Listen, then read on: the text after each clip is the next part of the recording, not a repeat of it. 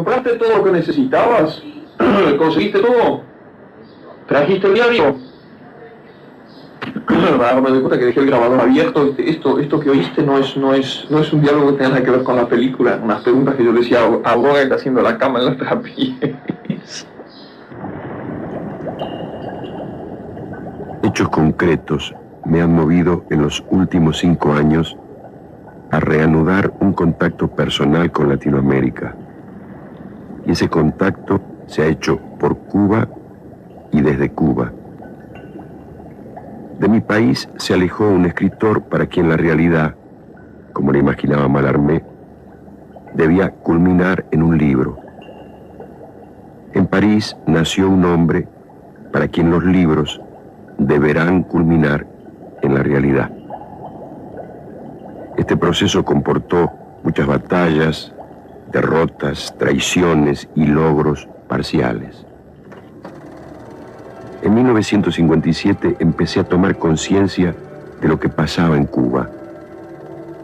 Antes había noticias periodísticas de cuando en cuando, vaga noción de una dictadura sangrienta como tantas otras, ninguna participación afectiva, a pesar de la adhesión en el plano de los principios. El triunfo de la Revolución Cubana, los primeros años del gobierno, no fueron ya una mera satisfacción histórica o política. De pronto sentí otra cosa. Entendí que el socialismo, que hasta entonces me había parecido una corriente histórica aceptable e incluso necesaria, era la única corriente de los tiempos modernos que se basaba en el hecho humano esencial, en el simple principio de que la humanidad empezará verdaderamente a merecer su nombre el día en que haya cesado la explotación del hombre por el hombre.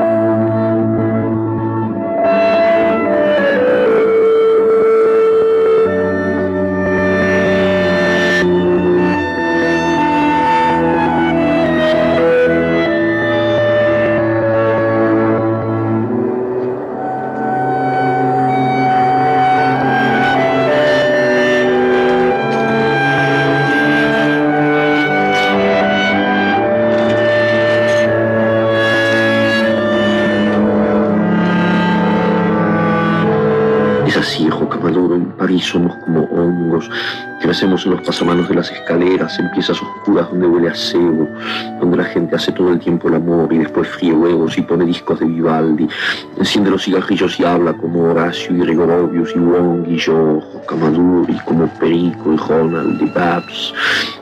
Y afuera hay de todo, las ventanas dan al aire y eso empieza con un gorrión o una gotera. Llueve muchísimo aquí en Jocamaduro, mucho más que en el campo, y las cosas se arrumbran, las canaletas, las patas de las palomas, los alambres con que Horacio fabrica esculturas. Casi no tenemos ropa, nos arreglamos con tan poco, un buen abrigo, unos zapatos en los que no entre el agua. Somos muy sucios, todo el mundo es muy sucio y hermoso en París, Jocamaduro. Las camas huelen a noche y a sueño pesado. Yo no te podría tener aquí, aunque seas tan pequeño no cabrías en ninguna parte, te golpearías contra las paredes. Cuando pienso en eso me pongo a llorar. Horacio no entiende, cree que soy mala, que hago mal en no traerte, aunque sé que no te aguantaría mucho tiempo. Nadie se aguanta aquí mucho tiempo, ni siquiera tú y yo. Hay que vivir combatiéndose, es la ley, la única manera que vale la pena, pero duele, Jocamaduro, y es sucio y amargo. Horacio tiene razón, no me importa nada de ti a veces, y creo que eso me lo agradecerás un día cuando comprendas, cuando veas que valía la pena que yo fuera como soy. Pero yo hago lo mismo, Jocamaduro, y te escribo esta carta porque no sé, porque a lo mejor me equivoco, porque a lo mejor soy mala o estoy enfermo o un poco idiota. Te quiero tanto, Jocamaduro, bebé Jocamaduro, dientecito de ajo. Te quiero tanto, nariz de azúcar, arbolito, caballito de juguete.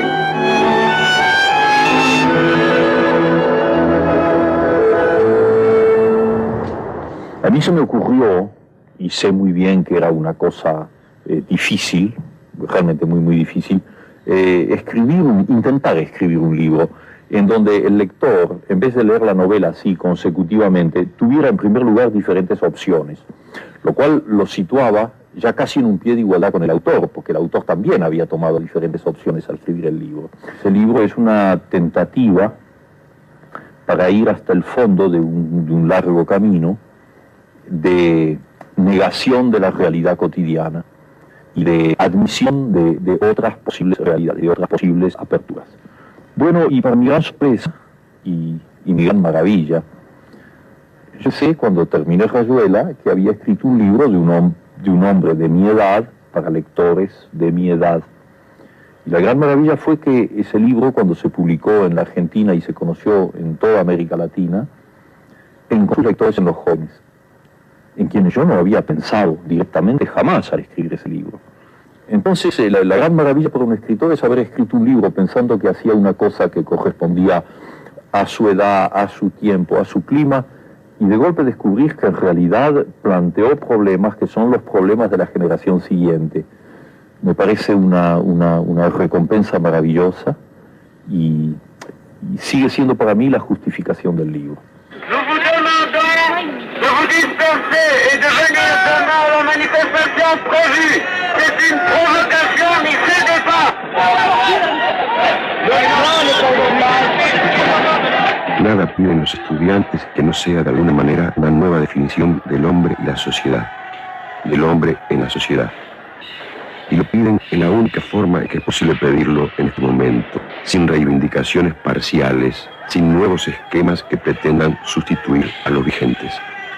Lo piden por una entrega total de su persona, con el gesto elemental e incuestionable de salir a la calle y gritar contra la maquinaria aplastante de un orden desvitalizado y anacrónico.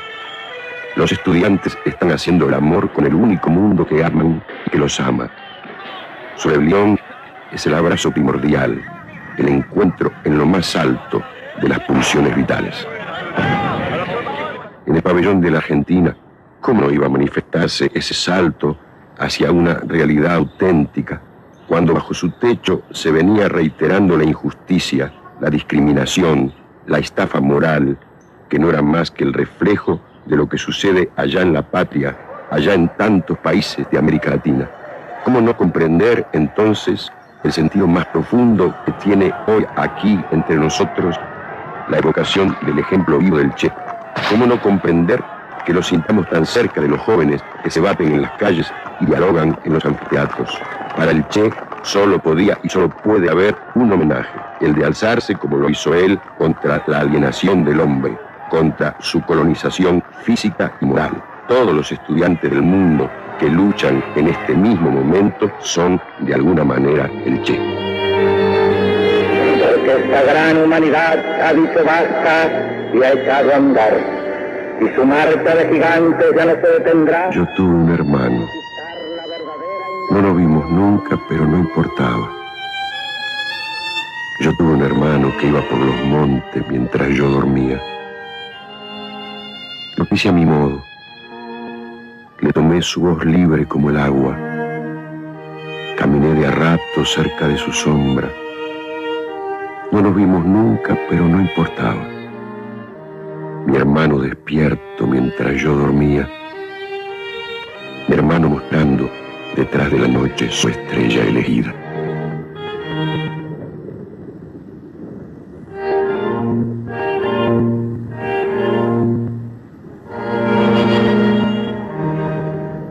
Yo lo que creo es que si uno tiene una especie de visión panorámica de la historia de la literatura, los momentos de cumbre, los momentos más altos de la literatura, fluctúan geográficamente y culturalmente.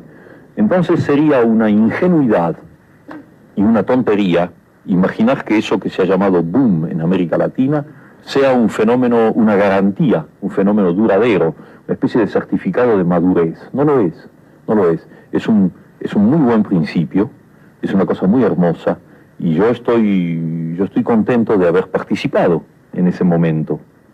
Pero quienes se hagan ilusiones de que eso significa ya la mayoría de edad literaria, yo creo que se equivocan. Yo creo que el boom responde al azar, a ese azar que hace tan bien las cosas. El azar hace muy bien las cosas en la historia, lo hace mucho mejor que la lógica. En un momento histórico importante para América Latina, en que está dominada por un imperialismo que la quiere convertir en una factoría, en una colonia, pues el azar haga que aparezcan 5, 6, 8 excelentes escritores que lanzan un montón de libros y de golpe crean un estado de conciencia que abarca todo el continente. Mi obra personal fue hecha en la soledad, fue hecha en la pobreza, fue hecha sin el menor apoyo editorial, y que cuando los editores se despertaron a mis libros, a los libros de Fuentes, a los de García Márquez, a los de Vargas Llosa, se despertaron porque las primeras precarias y difíciles ediciones habían sido bruscamente leídas por un montón de gente que se las pasó de mano en mano, y los editores, que no son tontos y que están ahí para ganar dinero, comprendieron perfectamente que esos escritores había que editarlos. Ellos no nos inventaron a nosotros. Nosotros escribimos solos, además lejos de América Latina. García Márquez escribió lejos, Vargas Llosa se escribió lejos, Asturias escribió lejos, y yo también. No teníamos amigos editores, no teníamos editores. Los editores vinieron después. Y es una tentativa de deformar la realidad. Sostener boom es una maniobra hecha con fines de promoción. Porque la verdad es que ninguna promoción editorial ha salvado a un autor o a una literatura. Yo pertenezco a una generación que no leía a los escritores latinoamericanos, sino con cuentagotas. Teníamos a Borges, teníamos a Arlt, teníamos a 2 o 3, y ahí se acababa. Estamos vueltos a Europa. Y en 10 años de eso que llaman el boom, sucede que hay millones de latinoamericanos que se han despertado a ese hecho maravilloso de tener confianza en sí mismos, porque si yo tengo confianza en un escritor argentino, estoy teniendo confianza en mí mismo. Tengo confianza como perteneciente a una sociedad, a una cultura, a un ritmo histórico. Entonces, de golpe, tenemos un continente que nos lee a nosotros. Y entonces, fíjate lo que eso significa como signo revolucionario, como búsqueda de una identidad. Sabemos cada vez mejor que somos latinoamericanos. Hace años, en una librería de lujo, vi un álbum también de lujo, con fotos de viejos y de niños del tercer mundo. Viejos y niños que, sin duda, no se verán jamás a sí mismos en ese álbum, del que ni siquiera sospechan la existencia. Este texto se llama Álbum con fotos, edición 1967 después de Cristo. La verdadera cara de Los Ángeles es que hay napalm y hay niebla y hay tortura. La cara verdadera es el zapato entre la mierda, el lunes de mañana, el diario. La verdadera cara cuelga de perchas y liquidación de saldos. De Los Ángeles, la cara verdadera es un álbum que cuesta 30 francos y está lleno de caras, las verdaderas caras de Los Ángeles. La cara de un negrito hambriento, la cara de un cholito mendigando, un vietnamita, un argentino, un español, la cara verde del hambre verdadera de Los Ángeles. Por 30 francos la emoción en casa, la cara verdadera de Los Ángeles, la cara verdadera de los hombres, la verdadera cara de Los Ángeles.